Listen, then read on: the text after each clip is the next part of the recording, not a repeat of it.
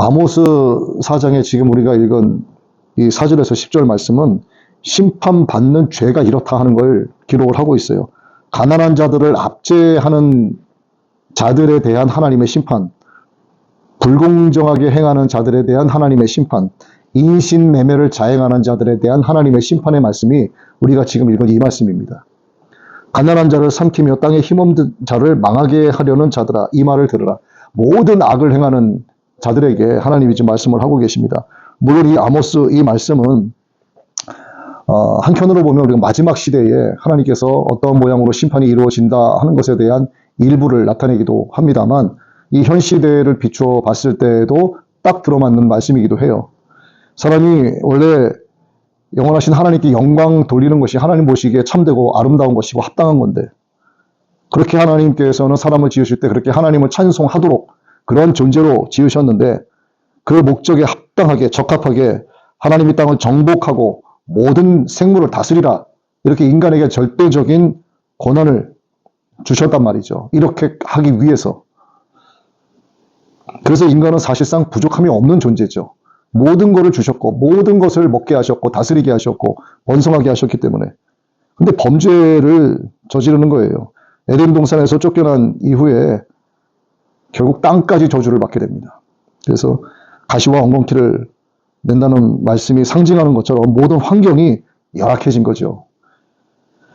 그래서 이 부족함 때문에 가뜩이나 교만해서 사악해진 인간성에 더해진 것이 욕심, 완악감, 양심에 화이 맞는 것들, 이런 것들이 덧붙여져서 힘이 있는 자는 약한 자의 것들을 탈취하고 비익빈 부익부를 더 부추기는 악한 역할을 자행하고 있습니다. 근데 결국 인간의 역사라고 하는 것은 끝이 있다고 하나님은 정해놓으셨고, 인간에게 구원을 베푸시려고 하시는 하나님의 구원사라고 하는 것을 말씀하셨는데도 이걸 사실 깨닫지 못해요. 여기에 와서 말씀을 듣고 자주 오심에도 불구하고 나는 하나님을 없다고 생각한다. 하나님께서 믿음이 있게끔 해주셔야지, 이게 스스로 믿는 믿음은 사실상 아무 의미가 없습니다. 우리가 어제도 세미나 때 간략하게 개념만 정리했지만 1단계 믿음 가지고서는 믿음이라고 볼 수가 없어요.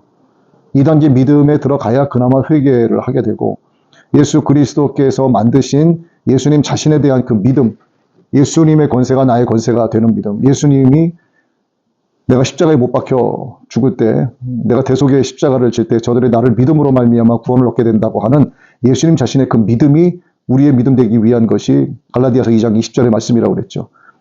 그렇게 예수님의 그 믿음, 그분께서 주신 믿음이 있어야만 비로소 거듭남의 시작이 되는 거예요. 그래야만 예수님처럼 부활의 소망을 갖고 나아가게 되는 거죠. 이렇게 세상은 하나님의 구원사로 이루어져 가고 있는데도 불구하고 이걸 보지 못하고 듣지 못하고 있으니 아무리 말을 해도 깨닫지 못하는 걸 어떡하겠습니까? 버림받은 자들은 가난한 자들을 압제하지 말라고 하는 이 명령을 아랑곳하지 않고 지존자 대신 하나님께서 감찰하셔서 심판을 하시는데 마지막은 불사람이 된다 하는 사실을 100번 1000번 말을 해도 하나님이 없다고 이야기하는데 무슨 말을 하겠습니까? 그러니까 사람을 납치하고 살아있는 사람의 배를 갈라서 장기를 빼서 헐값에 팔고, 그거를 산 사람은 자기 몸에 이식을 하고, 납치하는 자들이나 납치하도록 삐끼 역할을 하는 자들이나 그거 받아서 수술하는 의사들이나 돈 주고 사는 자들이나 중간에서 알선하는 자들이나 다 오늘 읽은 말씀에 해당이 되는 거예요. 돈으로 힘없는 자를 사고, 신한kel레로 가난한 자를 사고, 찌꺼기 밀을 팔자. 이게 얼마나 악합니까? 하나님께서 얼마나 무서운 말씀을 하십니까? 여호와께서 야곱의 영광을 두고 맹세하시되 내가 그들의 모든 행위를 절대로 잊지 아니하리라. 하나님께서 말씀하시는 것은 무조건 지켜지는 거예요. 그럼 하나님은 내가 그들의 행위를 잊지 아니하리라, 이러시면 되는 건데도 강조를 하십니다. 내가 그들의 행위를 절대로 잊지 아니하리라. 가만두지 않겠다는 거죠. 그들을. 죄에 죄를 더하고 벌에 벌을 더한다는 의미입니다. 사람은 관계 속에서 살아가죠. 관계 속. 우리가 오전에도 말씀을 나누었습니다만 황금률이라고 하는 거, 대접을 받고 싶으니 내가 먼저 대접을 해야 되고, 결국 이것도 심는 대로 거두는 법칙에 적용이 되죠. 이런 관계가 좋기 위해서는 내가 낮아지고 배려를 해야 되는 것이 우선돼야 되는데, 이런 관계 속에서 살아가는 게 인간인데, 그러니까 사회에서도 사회가 구성되기 위해서는 관계성이 필요해요. 교제가 있어야 되는 겁니다. 그러면 교회도 마찬가지예요. 교제가 없으면 안 돼요. 생명의 교제가 있어야만 교회의 정체성을 찾는 거거든. 모든 사람은 믿음 안에서나 믿음 바깥에서나 관계를 맺으면서 살아가게 되는데, 하나님과의 관계, 사람과의 관계 뿐만이 아니라 인간과 자연의 관계도 있어요. 여기서 화목하는 것은 창조주 하나님의 질서를 나타내는 것이고, 창조주 하나님의 솜씨를 가장 잘 드러내는 거죠. 관계를 한다는 것은. 이렇게 하나님의 질서와 하나님의 창조의 솜씨와 만유의 왕으로서의 어떤 능력을 드러내는 너무나 중요한 요소는 관계에서 일어나는 겁니다. 교제 속에서. 다시 말씀드리지만 사람과 사람, 사람과 하나님, 그리고 사람과 자연. 그래서 화목할 것을 요구를 하시는데 이게 잘 이루어지지 않고 있으니까. 화목을 하기 위해서 절대적인 영향을 끼치는 게 또 있어요. 그게 공정한 겁니다. 공정한 거.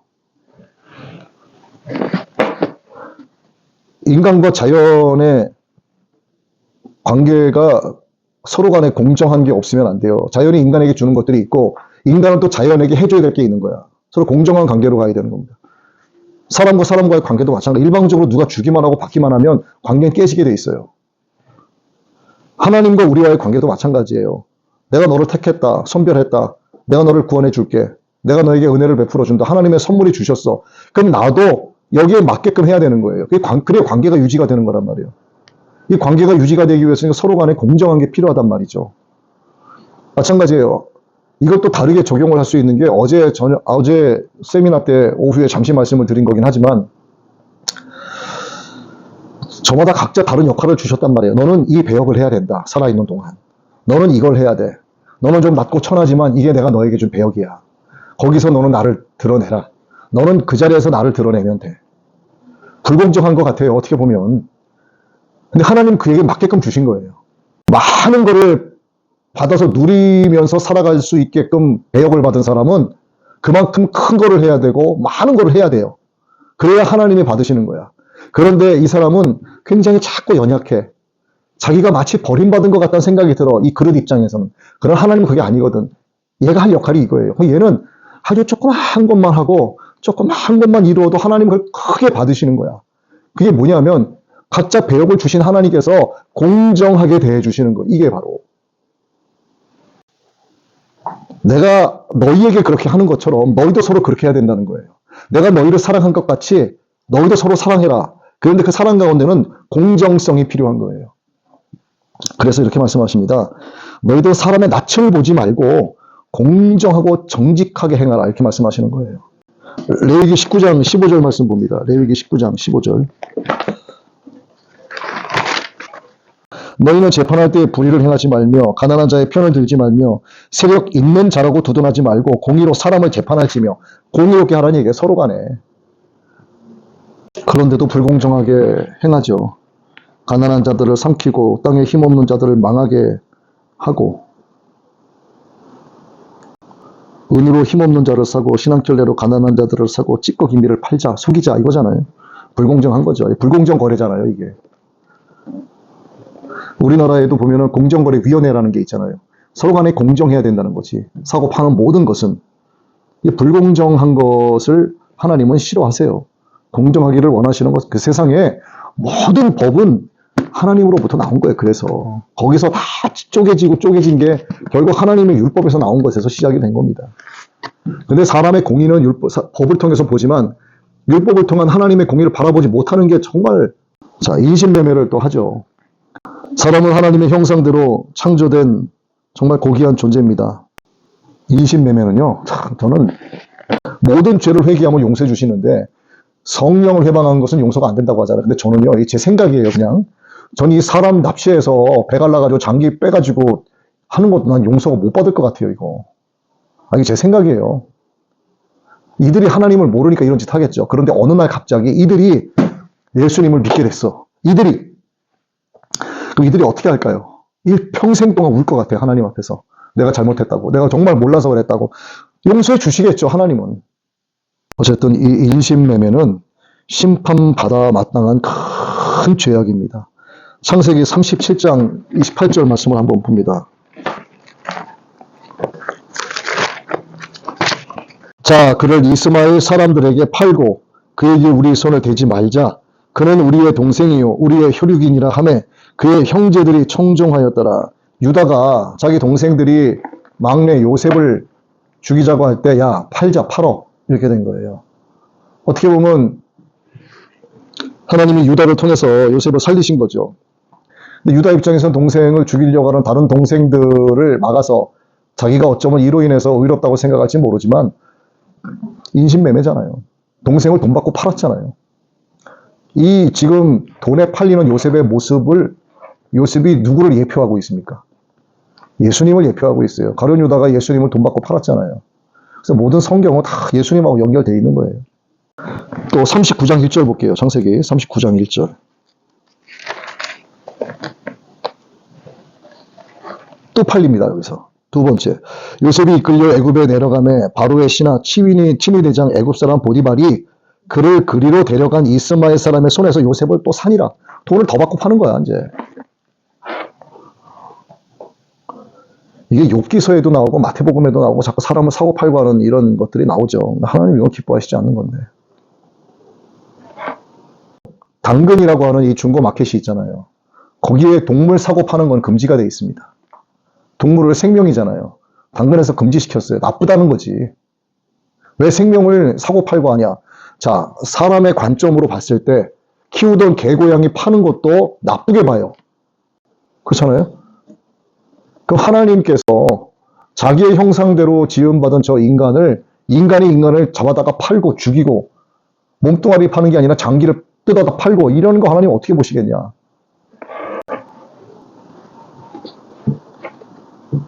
인간들의 그러한 정책, 예를 들어 당근에서 만들어 놓은 동물을 사고 팔고 할 수 없다라고 만들어 놓은 그 거래 정책, 왜 그들이 그걸 만들었을까? 그런 것들을 통해서 하나님의 마음이 드러나는 거예요. 생명을 사고 파는 게 아니다. 생명은 참 고귀한 거죠. 인신매매는 정말 심판받는 큰 죄악이 맞아요, 이거는. 그리고 볼까요? 영적인 인신매매가 뭔가? WCC, WEA 제가 잠깐 이야기할게요. 이게 인신매매예요. 왜 그런가? 육의 인신매매가 아니라 영혼을 파는 거예요. 2033년을 주목해야 된다 그랬잖아요. 그게 아마 종교통합의 완성이 될 수도 있어요. 종교통합이 완성이 되고 음녀 바벨론이 악의 카르텔을 완전하게 이루게 되면 거기서 딱 출현되는 게 적그리스도예요. 그런 마지막 때가 얼마 안 남았다는 증거겠죠, 그게. 자, 교회의 모습을 하고 교회 안에서 교회 다니는 사람들을 미혹하는 종교 통합으로 가고자 하는 자들, 이들은 영적 인신매매자들입니다. 하나님을 향해 나가 있는 영혼을 미혹해서 사탄에게 파는 거예요. 사탄은 이거를 하고 있는 자들에게 대가를 지불합니다.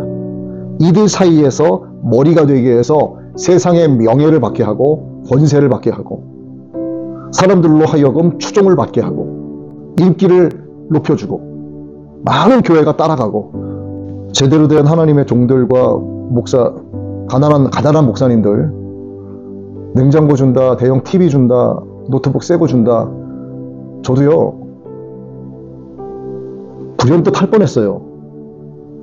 아주 친한 목사님이 얘기하기를 전 그게 아닌 줄 알았어.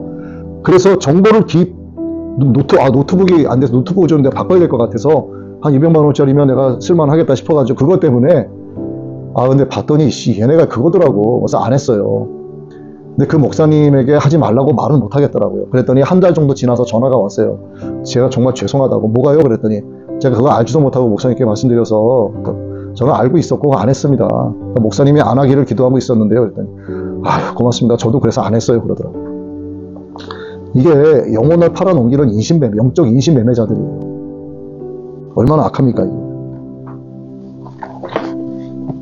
이 마지막 시대에 세상을 분별하지 못하면 아까도 제가 오전 설교 때 그런 얘기를 했어요. 인생을 어떻게 바라보느냐에 따라서 살아나가는 인생이 있고 목숨을 연명하려고 하는 인생이 있다 그랬어요. 우리는 살아나가는 인생이 되어야 하거든요. 릭 워렌 목사가 복음주의로 시작을 하고 했다가 결국 지금은 카톨릭의 앞잡이가 돼서 WCC를 주도하고 있지 않습니까? 종교 통합을 하려고. 우리나라에 한때 유행했던 게 뭐예요? 알고 계실 거예요. 목적이 이끄는 삶. 들어보셨죠? 또 릭 워렌 목사가 쓴 거예요. 말은 그럴듯한데 그게 아니에요. 우리는 목적이 이끄는 삶이 아니라 성경이 이끄는 삶을 살아가요. 거기에 우리가 지저스 웨이브, 예수님의 물결을 따라가야지 서드 웨이브, 제3의 세상의 물결 속으로 끌려가다 보면 결국 목적이 이끄는 삶이 뭔데요? 하나님 팔아서 자기 영광 높이는 것밖에 안 되는 거예요. 그건. 정말 안타까운 게 많습니다. 제가 우리 교회가 한 100명, 200명 성도만 되더라도 제가 좀 어떻게 해보고 싶어요. 막 앞장서서 목사님들 모아가지고 뭐 좀 이렇게 좀 해보고 싶은데 그 못해가지고 아주 제가 죽겠어요, 진짜. 그래서 하나님 200명만 보내주세요. 200만. 하나님 저 200명만 보내주세요. 200명 보내주시면 제가 진짜 하나님 뭐 좀 하고 싶습니다. 아유, 네, 그렇게까지 기도하고 있어요. 지금. 잘 한번 우리가 믿음 지켜가면서 하나님께서 우리 교회 이렇게 이 상태로 두진 않으실 거예요. 하나님이 이 교회 양들을 보내시고 일꾼들을 세우시든가 아니면 일꾼들과 양떼들이 그냥 바글바글 모여있는 곳으로 저를 옮기시든가 둘 중에 한 가지 하실 거예요. 틀림없이.